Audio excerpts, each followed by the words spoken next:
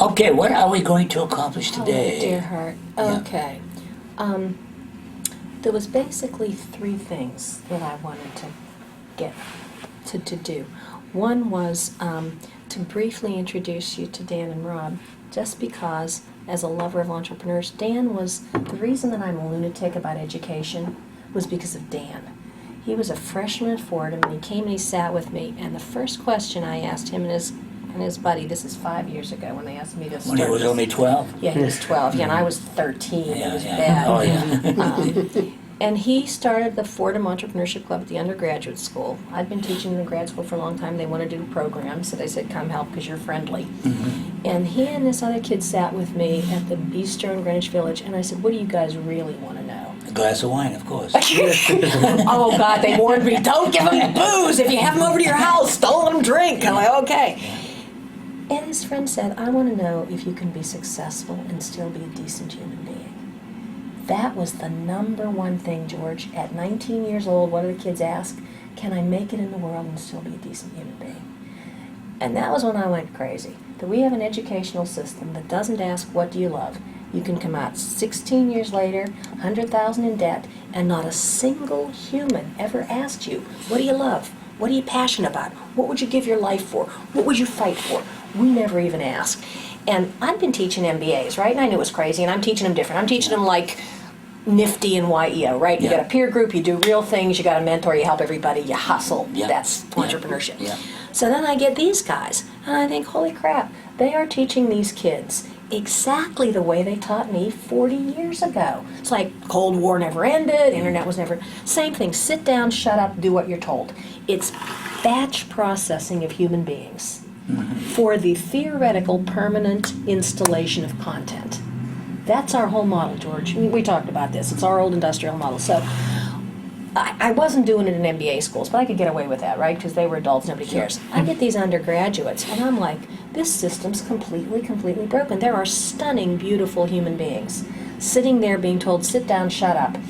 Wait. You want to build something? Wait 4 more years until you're 140,000 in debt, and then go be an entrepreneur. Sounds like a plan. So George and I have discussed that we fundamentally need transformation of education. And I tell him he's the reason I went nuts. And Wow. one of the three things... You can hold her responsible for the rest of your life. There it is. So I wanted 3 things to happen. I wanted him to tell you a little bit about the alternative education experience he had, which led to, I want him and Rob to tell you just very briefly about the business they've started, which is a biodiesel business. Kids, getting them grease from, right? They're love going to it. do it. Love it, right? The third thing is Alan has graciously flown in from Ohio, where he is the general manager of the only parchment plant in the United States. You're going to do a new parchment for the Declaration of Independence? Now, I hadn't Was that thought written of on that. parchment? Huh? Well, would you believe we already supply parchment for replicas? Oh, is that right? Oh yeah, oh yeah. I just made a joke. Yeah, no,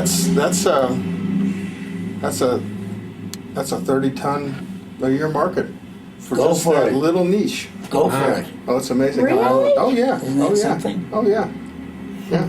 That's staggering. Well, first I should say I came to Fordham wanting to go into big business. That's where I was driven to, is to go big business, to be CEO of something eventually. I think everyone goes to business school with that in mind mostly. And then when I got there, by the time I got to like the middle of freshman year, I was calling my parents and telling them listen, I think I'm going to drop out. I'm not ready for this yet. I want to be hungry for school when I come here. This is terrible.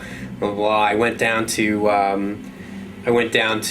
the deans to talk to them to try to find another way out, to try to shift my major, to move away, and they make it so difficult to do anything that you have to go through hoops and money, lots of money. I wasted $4,000, $8,000 on classes, and just on top of my tuition. I got to Fordham by the skin of my teeth. I didn't have these stellar grades in high school. They deferred me first round. I ended up weaseling my way in because I kept writing to them all the time.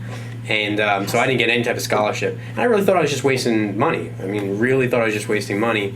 And it got to the point where I was just so desperate. But one of the deans knew that I had a comic book that I was doing.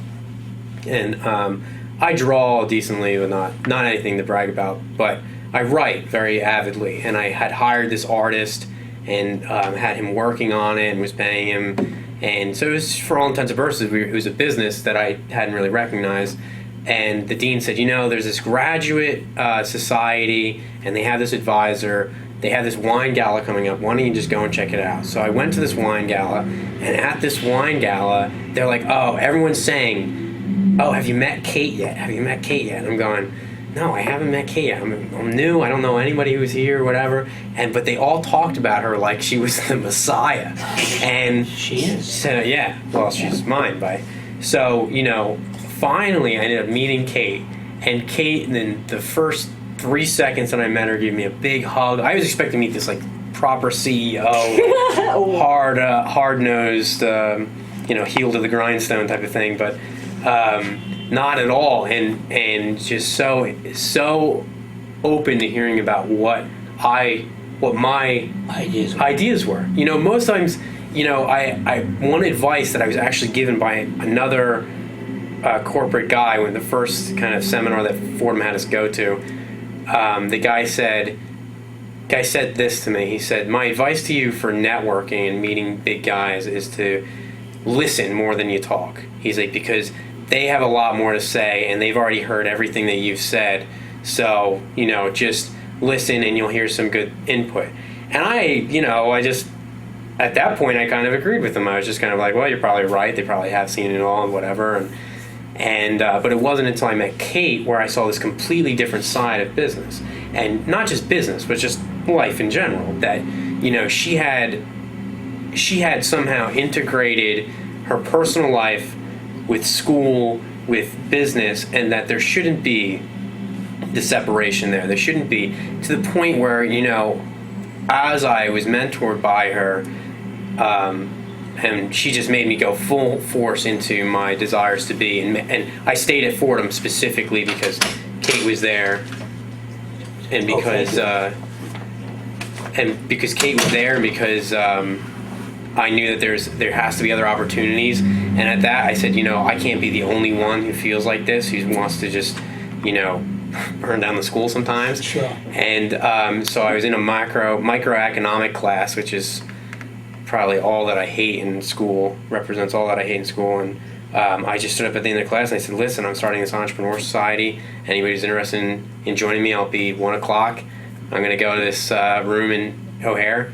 And 5 people showed up, none of which stayed with the club, but stayed with it for a lot of times, and we built it up from 5 to 60 by the end of it. Now, the attendance kept changing. People came in and out. It was a revolving door, but it was, and probably one of the best things that happened out of that was I met Rob.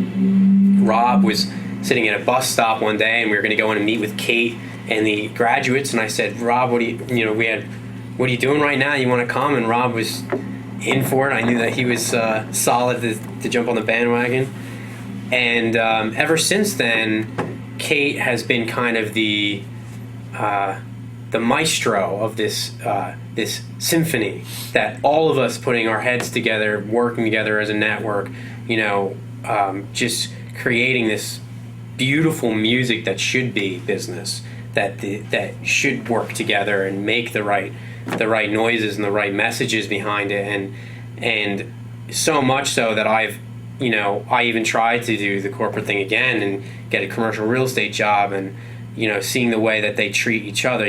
They're all willing to be friendly, but they always constantly put up that hard shell again and be cutthroat again, and thinking of the corporate ladder as this gauntlet that you climb up and pull people by the ankle off the thing, and if anything, business should be that you make the ladder, and you pull someone up over top of you so they can get up there, and Kate, on top of that, had no problem introducing me to people like yourself, who, and one of my personal mentors who also has been as influential as Kate was connected to me through Kate, and Marvin Maslow, and again told me, I would never do business with someone you don't trust, and you never trust someone who isn't your friend.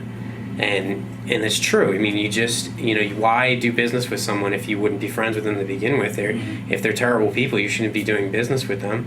And ever since then, I've been pursuing my dreams and my aspirations and going after not only, and it's totally evolved. It's not just going after what I want to do and what I want to get done, but how do I do this and help other people in the making of making money, and that's what Terraform came from. Terraform was the brainchild of Rob. He read some things about biodiesel, and we thought it was the perfect book, the perfect thing to do, just because it was a great thing, helping out people and sustainable and our passion.